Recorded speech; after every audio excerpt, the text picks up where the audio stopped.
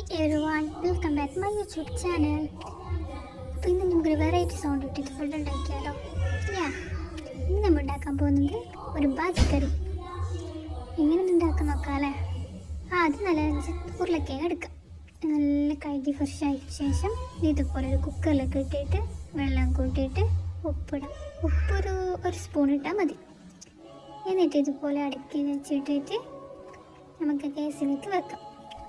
First ഒരു high flame ഇട്ടിട്ട് രണ്ടാമത് വിസിലടിക്കുമ്പോൾ ഒരു ലോ ഫ്ലെയിം. ഒരു ഉരുളക്കിഴങ്ങ് വേഗത്ര വിസിലടിക്കാം. ഞാൻ ഏകദേശം 3-4 വിസിലാണ് അടിച്ചത്. കണ്ടില്ല, വെള്ളമെല്ലാം പുറത്തേക്ക് വരുന്നുണ്ട്. എന്നിട്ട് ഇതുപോലെ ഒരു നീരുള്ളി മീഡിയം സൈസിലെടുത്ത് കട്ട് ചെയ്യാം. പിന്നെ 2 തക്കാളി അതുപോലെ തന്നെ കട്ട് ചെയ്യാം. പിന്നെ വെളുത്തുള്ളി ഒരു 10-12 ഇല്ലി എടുത്തിട്ടുണ്ട്. അങ്ങനെ അതിന് കുത്തി ചമ്മന്തിയാക്കിയിട്ട് ഇതുപോലെ ആക്കാം. അതുപോലെ 2 പച്ചമുളക്. ഇപ്പോൾ നമ്മുടെ ഉരുളക്കിഴങ്ങ് നന്നായി വെന്തിട്ടുണ്ട്. എന്നിട്ട് എന്ത് ചെയ്യാം, ഇതുപോലെ തൊലിയൊക്കെ എടുത്തിട്ട് നല്ല ഫ്രഷ് ആക്കി വെക്കാം. ഫുള്ള് ക്ലീൻ ആയിട്ടുണ്ട്. ഇനി ഒരു പാത്രം എടുത്തിട്ട് ഇതുപോലെ ഗ്യാസിൽ വെച്ചിട്ട് ലോ ഫ്ലെയിമിൽ ഇടാം. പാത്രം ചൂടായതിനു ശേഷം 2 ടേബിൾ സ്പൂൺ ഓയിൽ ഒഴിക്കാം. എന്നിട്ട് 1 സ്പൂണ് കടുക്, അതിലേക്ക് കുറച്ചുകൂടി 1 സ്പൂൺ ഫുള്ളായി, അതിൻ്റെ സ്പൂൺ ചെറുതാണ്.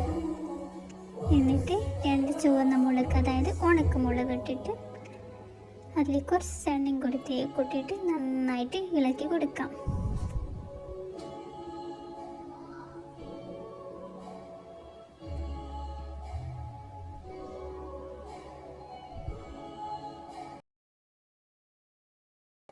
ഇനി ഇതിലേക്ക് ജീരകം ഇടാം. ജീരകം ഇട്ടിട്ട് ഒന്നുകൂടി ഇളക്കി കൊടുക്കാം.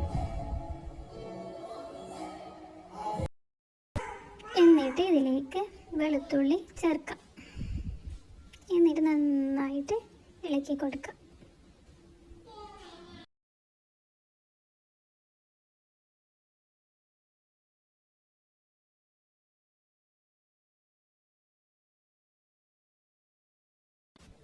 ഇനി ഇതിലേക്ക് ചെറു കഷ്ണങ്ങളാക്കി നീരുള്ളിയും ചേർത്തിട്ട് നന്നായി ഇളക്കി കൊടുക്കാം.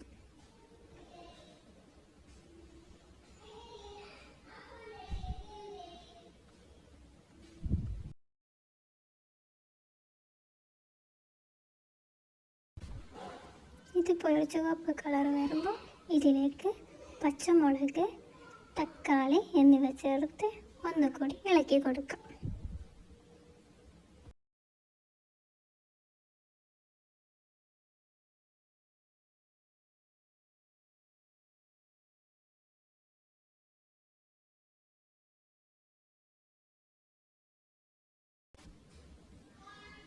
എന്നിട്ട് ഇതിലേക്ക് കറിവേപ്പിലയും ചേർത്ത് ഇന്നുകൂടി ഇളക്കാം.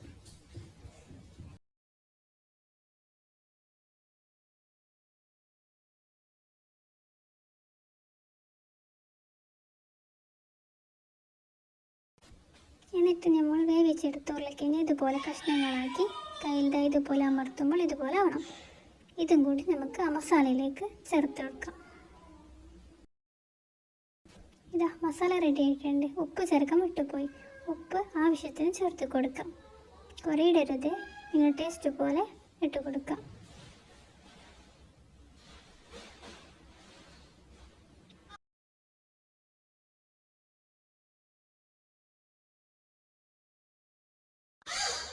ഉരുളക്കിഴങ്ങ് ചേർത്തിട്ട് നന്നായിട്ട് ഇളക്കി കൊടുക്കും. മസാലയൊക്കെ നല്ല പാങ്ങിൽ അതിലേക്ക് പിടിക്കണം.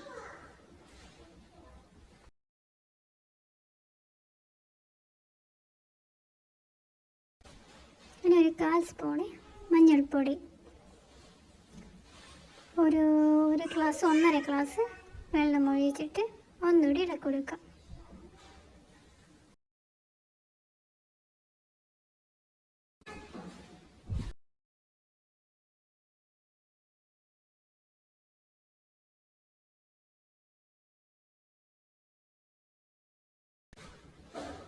ഇപ്പം നമ്മുടെ ബാജി റെഡി.